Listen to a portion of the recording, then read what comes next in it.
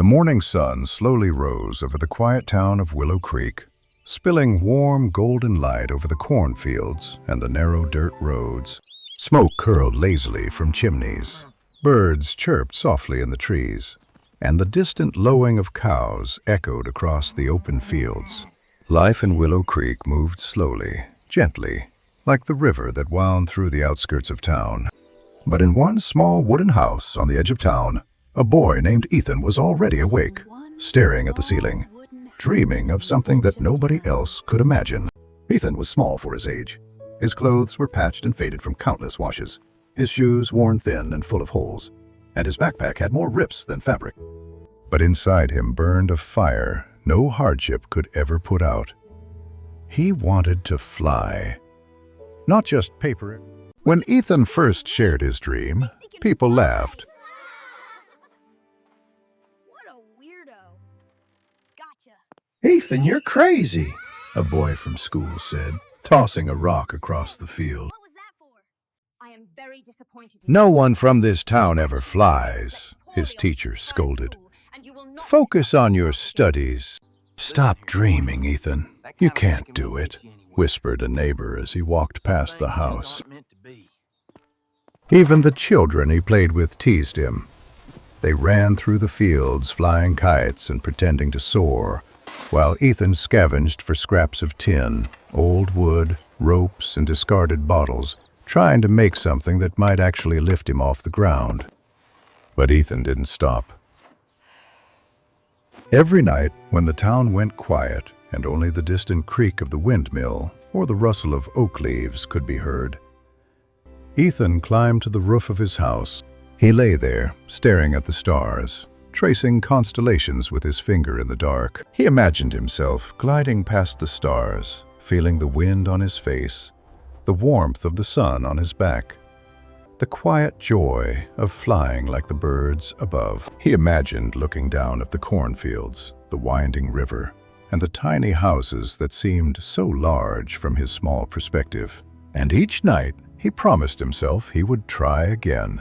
During the day, he scavenged the town for anything he could use to build his flying machines.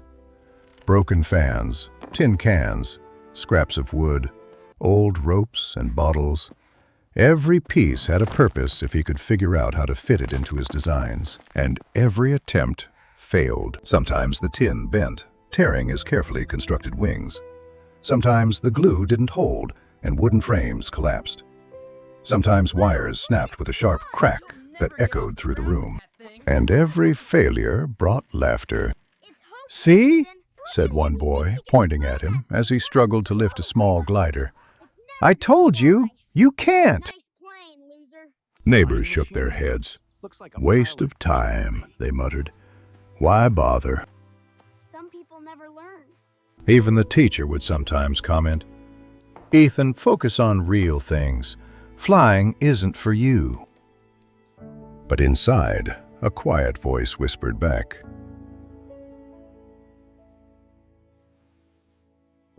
"You can. You just haven't tried enough." Ethan's father worked the fields from dawn until dusk, bending over planting and harvesting corn. He rarely spoke, but he often watched Ethan silently. Sometimes he shook his head, worried for his son. Sometimes he nodded slowly, almost as if he understood something the rest of the town didn't. Ethan's mother was gentle and nurturing. Thank you. She worried, of course. She worried about the broken wings, the failed attempts, the laughter. But she also knew her son's heart. She brought him warm milk and cookies, sometimes sitting silently beside him while he sketched, while he built, while he dreamed. "Follow your heart, my son," she whispered softly. "But be careful. Don't hurt yourself." Years passed. Ethan's failures continued. Some were small, some big, and some left him bruised and exhausted. But he never stopped. Every failure became a lesson. Every lesson became knowledge. Every knowledge became a stepping stone. He started drawing detailed designs of his gliders on old cardboard and scrap paper. He borrowed books from the town library whenever he could, reading about physics, wind currents, and flight mechanics. Slowly, he learned to calculate angles, weights, and forces. Slowly, his machines improved. Sometimes, when he failed yet again, Ethan would sit on the roof, looking at the dark sky, feeling the weight of everyone's laughter pressing down on him. He would whisper to himself, "Maybe I am crazy. Maybe I can't." But then he would see the stars, the same stars that had guided him through every night of dreaming, and a quiet voice inside would whisper again, "You can, just one more try." All in the tension of the ropes and the angle of Some the townspeople began to See how this notice. adjusts the lift? Curiosity replaced laughter in a few eyes. One neighbor asked, You should be "How do you very make that proud of fly?" yourself. Ethan smiled shyly, showing a small wing he had built from wood and cloth. Then came the day he decided to test a full glider.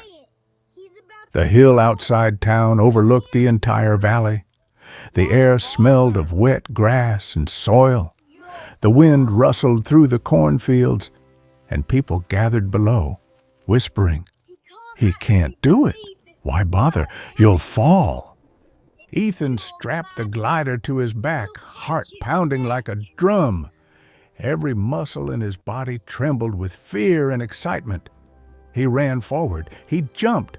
The glider wobbled, dipped, and for a terrifying moment, it seemed the world would rush up to meet him. And then he soared. Ethan glided above the fields, the wind roaring in his ears, his heart lifting along with him. Below, the townspeople stared in shock. Some clapped, some gasped, some couldn't speak. For the first time, they saw the impossible happen. When he landed safely, laughing and crying at the same time, the town was silent. The whispers of "You can't" had no place here. Ethan had proven them wrong. From that day on, Ethan's life changed. Some townspeople began helping him, offering scraps, tools, and advice. Others still watched silently, doubting. But Ethan didn't care. He had felt the joy of flying even briefly. He had touched the sky. He continued to experiment, building larger gliders, testing them carefully, learning from every fall, every wobble, every small success. One afternoon, while repairing a broken wing, a young boy from town approached him. "Can I try too?" Ethan smiled. "Of course, but you must be patient. Flying is not easy." Slowly, children in the town began learning from him. His failures had become lessons for them. His courage had become an inspiration. Over the years, Ethan studied engineering in the nearby city, but never forgot Willow Creek, the small wooden houses, the cornfields, the laughter, and the whispers of "You can't." Every time he returned home, he brought books, tools, and encouragement for children who dared to dream. He built a small workshop outside the town. Here, he designed gliders, small planes, and experimental machines. Townspeople, who had once mocked him, now came to watch in awe. Children gathered, asking questions, trying their hands at wings and models.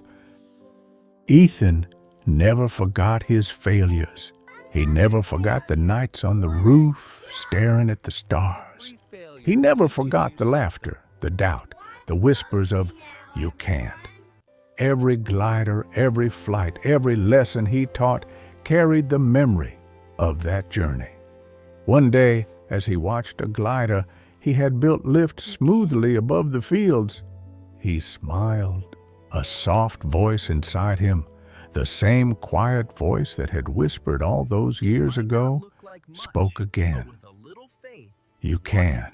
Ethan had learned more than flight. He had learned courage, persistence, and faith in himself. He had learned that dreams could survive even the harshest ridicule. He had learned that the world might say, "You can't," but only he could decide what was possible. The boy who had been mocked, laughed at, and told he could never fly had become a man who inspired a town, built machines that could touch the sky, and taught children to dream without fear. And every evening, Ethan returned to the small hill where he first jumped with a glider. He sat quietly, watching the sun set over the fields, remembering the journey, the failures, the lessons, the laughter, and the quiet voice inside him. "You can," he whispered to the wind. The wind moved gently through the cornfields, as if agreeing. And in that moment, Ethan knew the impossible only existed for those who stopped trying